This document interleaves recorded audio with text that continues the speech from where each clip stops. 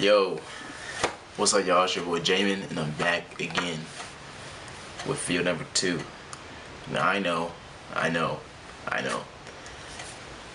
It's been a week since I uploaded a video, and I didn't keep my word. So it's alright though, because we're going to start off this new week. Starting off with a good note, okay? So I'm trying. So today what we're doing, we're going to be reacting to some animated horror stories today. Probably watch like 3 or 4 of them. Keep it short and simple. With that being said, let's go ahead and get to it, you know? So, let's see what these talking about. Honestly, I like scary shit, but like, it don't really scare me like that, you feel me? So, let's see what it's talking about. True hide-and-seek horror story. Alright. I have 3 sisters, Crystal, Kiara, and Melissa. The artwork on here is wonderful. I'm the youngest and only boy. Growing up, we lived in a haunted house. In fact, the neighborhood was haunted. All the neighbors had experiences. Apparently, it was all built over a military gravesite, but I'm not sure how true that is. This was years ago. I was about 5, I think, and my sisters were around their early teens. Our cousin, Vincent, who we call Vincy, was staying over. He's the same age as my sisters.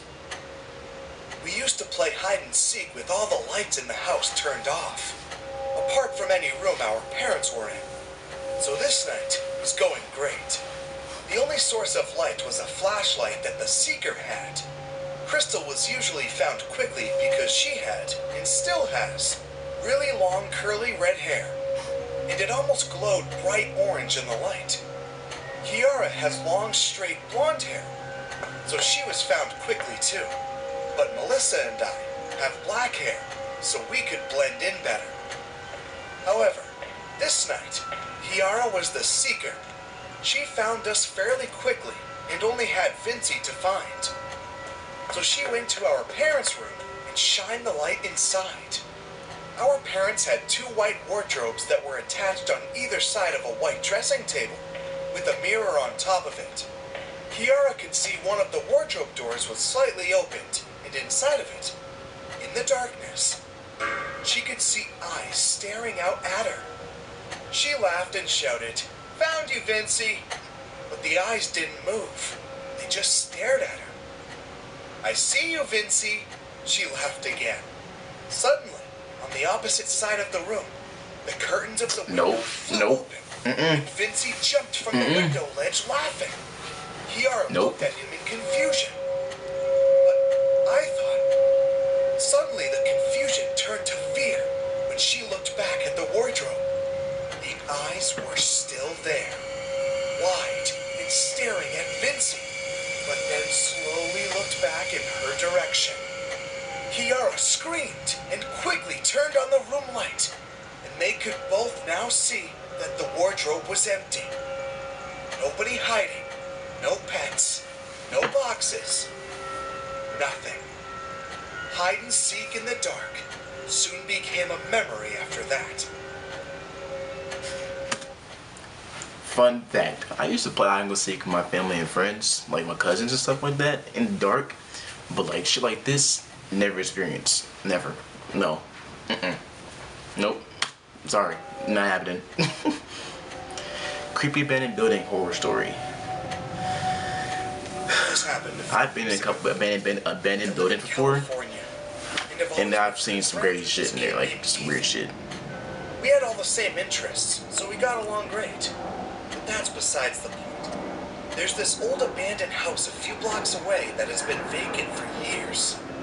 I have no idea why it was never fixed and sold. The point is, it's abandoned. All the neighborhood kids are always telling rumors about the place. And to be honest with you, I never thought they could be true. The house was creepy as fuck though. So one night, while Ethan was staying at my house for the night, we decided to sneak out at like 1 a.m. to explore the place. We brought along our phones for flashlights and to record. So we rode our bikes down the block and found the house. It was 2 stories high and made of brick, with broken windows and an overgrown lawn.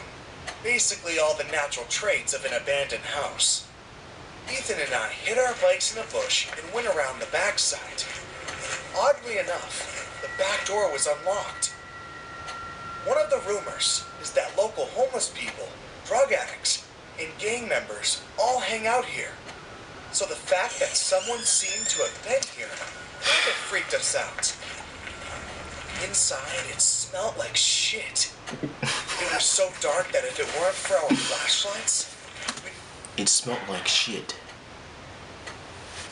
It smelled like shit. definitely wouldn't have been able to see anything.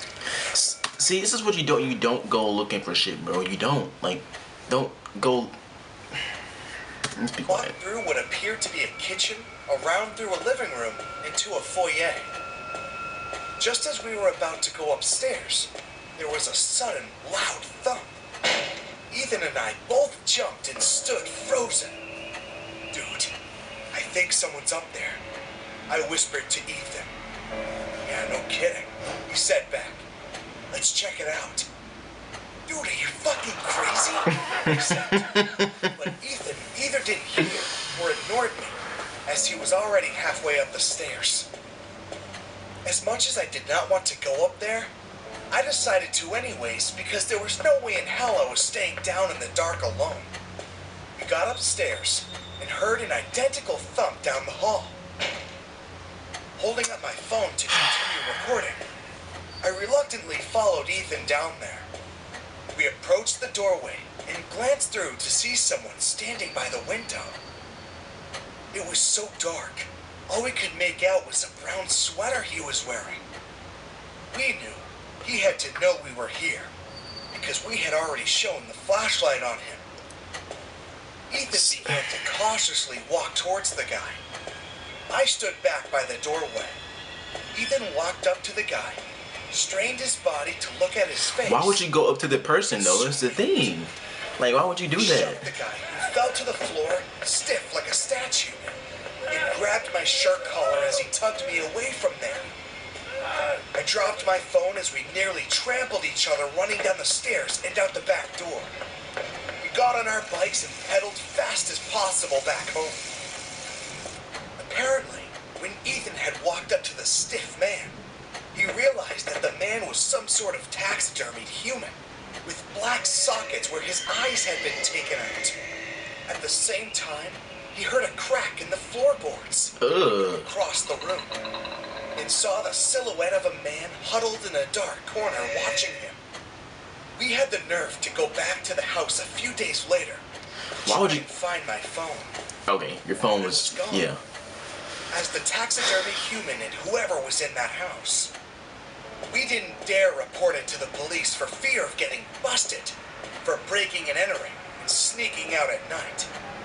I know. I guess that sounds stupid now. Yeah, it does sound Ethan and I stupid. are still great friends It does. in high school. It sounds And this stupid as memory fuck. is still one we will never forget for as long as we live.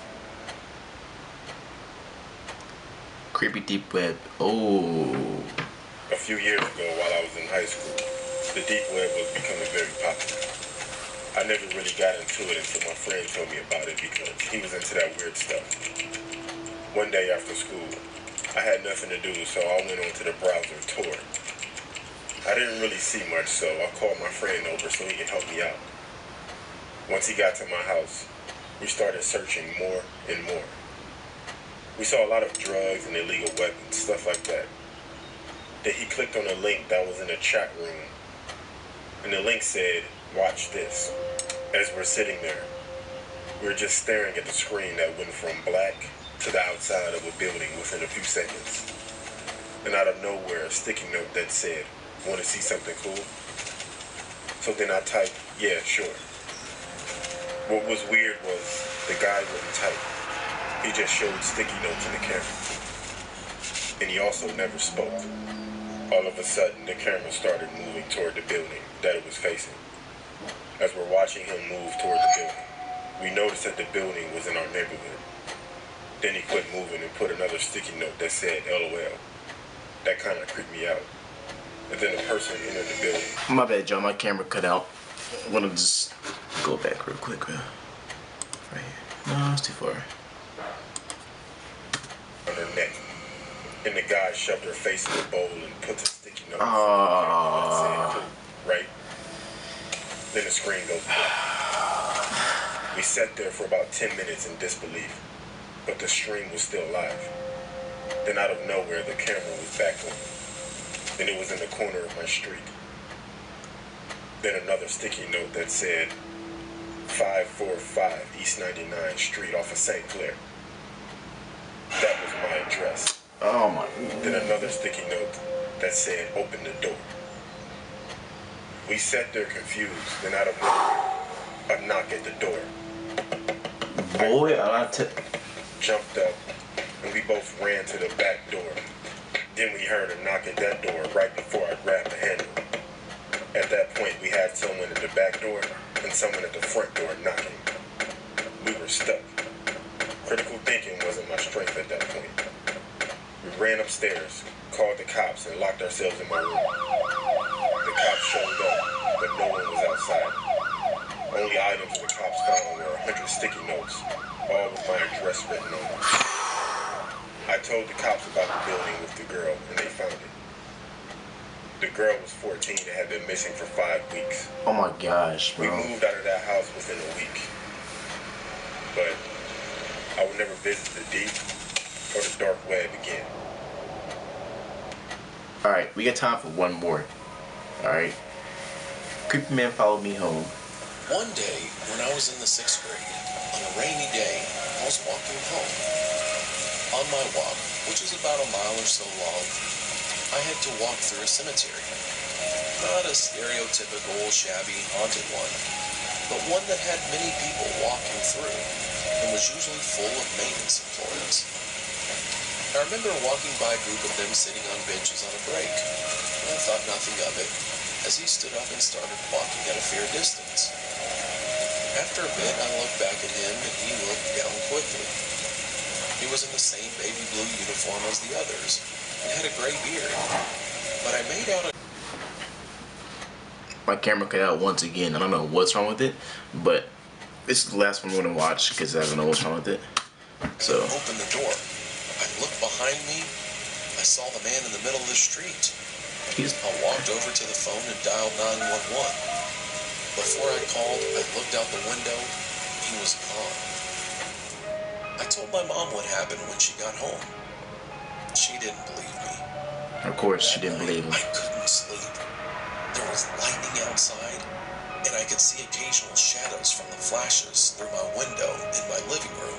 I lay watching the flashes when I saw a strange outline. I looked closer and saw an outline of a man. I stood up and walked out of my room. I walked into the living room. It was completely dark outside. I stood in the doorway and waited.